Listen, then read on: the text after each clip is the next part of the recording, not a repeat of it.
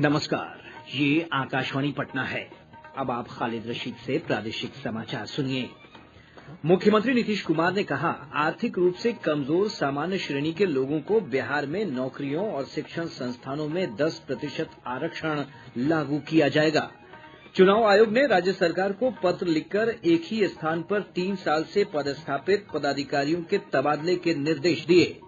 दागी पदाधिकारियों को लोकसभा चुनाव प्रक्रिया से अलग रखने को कहा गया।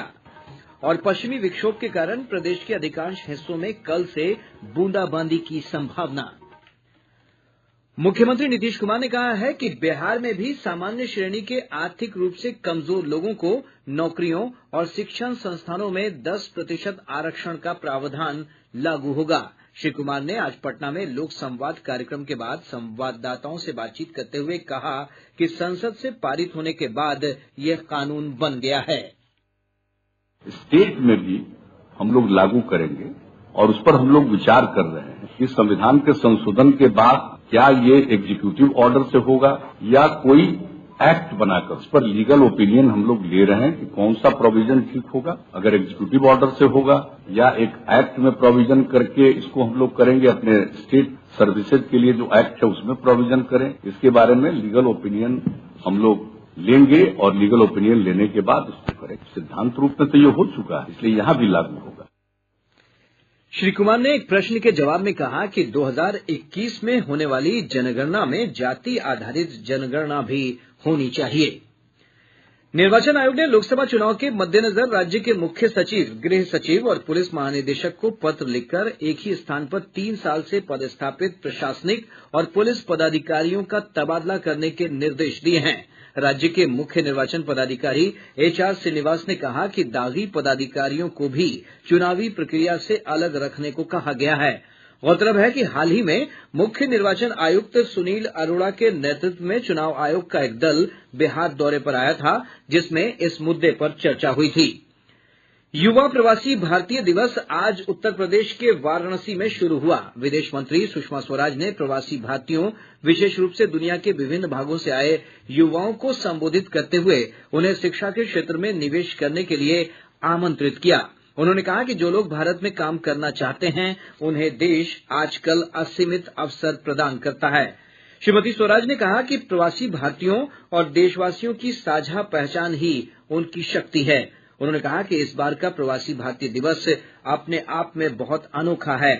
विदेश मंत्री ने कहा कि विश्व में प्रवासी भारतीय सांसद हैं और कई प्रवासी बड़ी बड़ी कंपनियों का नेतृत्व भी कर रहे हैं। ये लोग भारत के कारोबार और निवेश संबंधी वातावरण में परिवर्तन ला सकते हैं।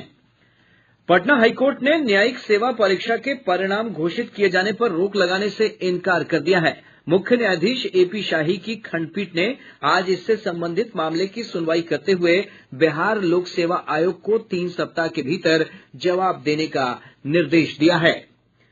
समस्तीपुर और कटिहार जिले में कथित तौर पर खसरा और रूबेला का टीका लगाने के बाद 37 स्कूली बच्चे बीमार हो गए। बच्चों को इलाज के लिए प्राथमिक स्वास्थ्य केंद्र ले जाया गया।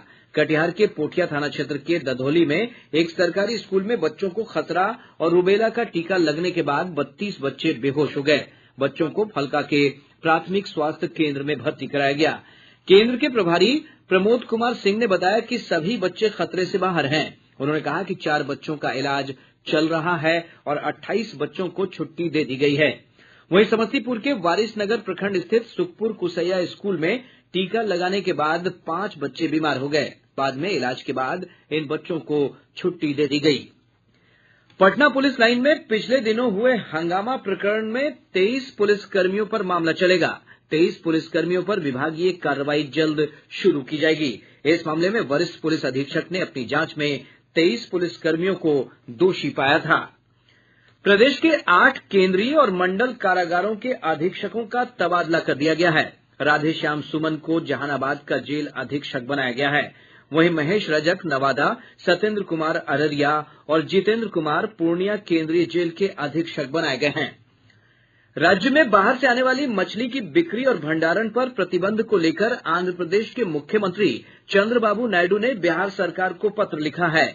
मुख्यमंत्री को लिखे पत्र में आंध्र प्रदेश सरकार ने सफाई दी है कि उनके राज्य में मछलियों की जांच में फॉर्मेलिन रसायन के कोई तत्व नहीं मिले हैं।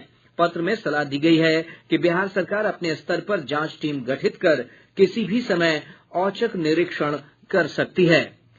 राजद के वरिष्ठ नेता और पूर्व मंत्री वीरेंद्र कुशवाहा आज जदयू में शामिल हो गए। जदयू के प्रदेश अध्यक्ष वशिष्ठ नारायण सिंह ने उन्हें पार्टी की सदस्यता दिलाई। प्रादेशिक समाचार आप आकाशवाणी पटना से सुन रहे हैं। पश्चिमी विक्षोभ के सक्रिय होने से प्रदेश के अधिकतर हिस्सों में अगले 4 दिनों तक बादल छाये रहने की संभावना है। मौसम विभाग के अनुसार 24 जनवरी से राज्य के पश्चिमी हिस्सों में कई स्थानों पर हल्की बूंदाबांदी हो सकती है। पश्चिम चंपारण, सीवान, सारण, पूर्वी चंपारण, गोपालगंज, सीतामढ़ी, मधुबनी, मुजफ्फरपुर, वैशाली और शिवहर जिले में कुछ स्थानों पर अगले 4 दिनों के दौरान बूंदाबांदी होने की संभावना है। इस दौरान कुछ स्थानों पर गरज के साथ बारिश भी हो सकती है। मौसम में इस बदलाव से अधिकतम और न्यूनतम तापमान में 2 से 3 डिग्री सेल्सियस तक की कमी आ सकती है। भागलपुर जिले का सबौर आज राज्य का सबसे ठंडा स्थान रहा, जहां का न्यूनतम तापमान 5.4 डिग्री सेल्सियस दर्ज किया गया। प्रधानमंत्री नरेंद्र मोदी 27 जनवरी को आकाशवाणी से मन की बात कार्यक्रम में देश विदेश के लोगों से अपने विचार साझा करेंगे। मन की बात कार्यक्रम की यह 52वीं कड़ी होगी। एक ट्वीट संदेश में प्रधानमंत्री ने लोगों से नरेंद्र मोदी ऐप और माई जीओवी ओपन फोरम पर अपने विचारों और सुझावों को साझा करने का आग्रह किया है। लोग टोल फ्री नंबर 1800-117800 पर अपने संदेश भी भेज सकते हैं। गया जिले के मानपुर थाना क्षेत्र के पटवा टोली में पिछले दिनों हुई एक युवती की हत्या के मामले में पुलिस ने आज एक महिला को गिरफ्तार किया है। वरीय पुलिस अधीक्षक राजीव मिश्रा ने कहा कि पकड़ी गई महिला पर आरोप है कि उसने शव को ठिकाने लगाया था। उन्होंने कहा कि जल्द ही इस मामले का खुलासा कर दिया जाएगा। बेगूसराय जिले में पुलिस बैरक में की गई छापेमारी में एक कार्टन शराब के साथ होमगार्ड के 3 और सैप के 2 जवानों को गिरफ्तार किया गया है। पुलिस अधीक्षक अवकाश कुमार ने बताया कि गिरफ्तार जवान पुलिस बैरक से शराब की बिक्री करते थे। इस संबंध में गुप्त सूचना मिलने पर कार्रवाई की गई। इधर कटिहार जिले में पुलिस ने नगर थाना के फसिया टोली इलाके में एक ट्रैक्टर को जब्त कर उस पर लदी लगभग 2 लाख रुपए मूल्य की शराब पकड़ी है। पुलिस की छापेमारी की भनक पाकर ट्रैक्टर चालक घटनास्थल से फरार हो गया। गोपालगंज जिले के बैकुंठपुर प्रखंड के टेरुआ गांव में महान संत लक्ष्मी सखी की समाधि पर लगने वाला मेला आज से शुरू हो गया है। मेले का उद्घाटन पूर्व मंत्री और जदयू के वरिष्ठ नेता मंजीत कुमार सिंह ने किया। लक्ष्मी सखी अमर फरास, अमर कहानी, अमर विलास जैसे प्रसिद्ध ग्रंथों के रचयिता भी थे। मेले में राज्य के विभिन्न हिस्सों से आ रहे श्रद्धालुओं की सुरक्षा के लिए व्यापक इंतजाम किए गए हैं। कटिहार जिले में अपराधियों ने मुफस्सिल थाना क्षेत्र अंतर्गत सिरसा गांव में एक निजी फाइनेंस कंपनी से लगभग 4 लाख रुपए लूट लिए। कर्मचारी बैंक में रुपए जमा कराने जा रहा था, तभी पहले से घात लगाए अपराधियों ने इस घटना को अंजाम दिया। वैशाली जिले के पातेपुर थाना क्षेत्र अंतर्गत भैरोखर गांव के पास अपराधियों ने एक व्यवसायी से 1 लाख रुपए मूल्य के आभूषण लूट लिए। अररिया जिले के भरगामा प्रखंड में आवास सहायक, प्रखंड विकास पदाधिकारी और बिचौलियों द्वारा आवास योजना में लाभार्थियों की राशि गबन का मामला सामने आया है। इस मामले में मुख्यमंत्री कार्यालय द्वारा दोषियों के खिलाफ जांच कर कार्रवाई के निर्देश दिए गए हैं। नवादा जिले में एक निचली अदालत ने पत्नी की हत्या के 5 वर्ष पुराने मामले में पति को 8 साल जेल की सजा सुनाई है। और अब अंत में मुख्य समाचार।